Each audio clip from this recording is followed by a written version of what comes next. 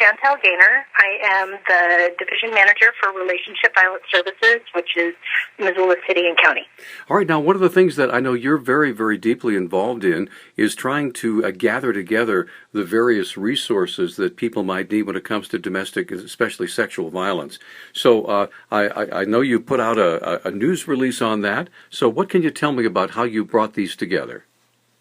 Well, the community within Missoula who addresses the issues of sexual and domestic violence tends to work very closely with each other. It's the similar folks from the YWCA, the Student Assault Resource Center on campus, the Crime Victim Advocate Program within the county, and of course all the law enforcement agencies.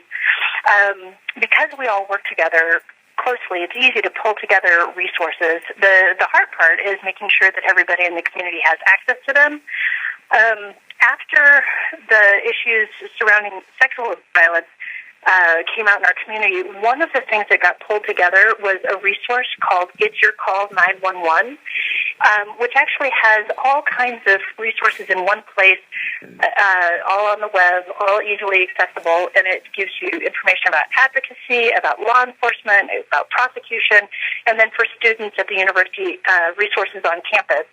Although that document is really focused on sexual violence, it applies to domestic violence as well. All the agencies who work on the issues of sexual violence also work on the issues of domestic violence. Now, Chantel, are folks taking advantage of these resources? Say that again? Are folks taking advantage of these resources? Are they using them? Oh, certainly. I mean, there's a number of folks who come in for services every day or are referred for services every day. It's worth knowing that for advocacy services, everything is free and confidential. So you can call with questions and you can walk in with questions. You can call on behalf of somebody else if you're a friend or family member and are just trying to get information. In terms of law enforcement and prosecutors, even they will oftentimes be available to answer questions, even if you're not ready to make a report. And so the folks in our community want to make sure that services are available and that when somebody needs them, there's someone at the end of the line. So, like the YWCA has a 24-hour crisis line, as does the Student Assault Resource Center, and then, of course, law enforcement you can get in touch with anytime you need.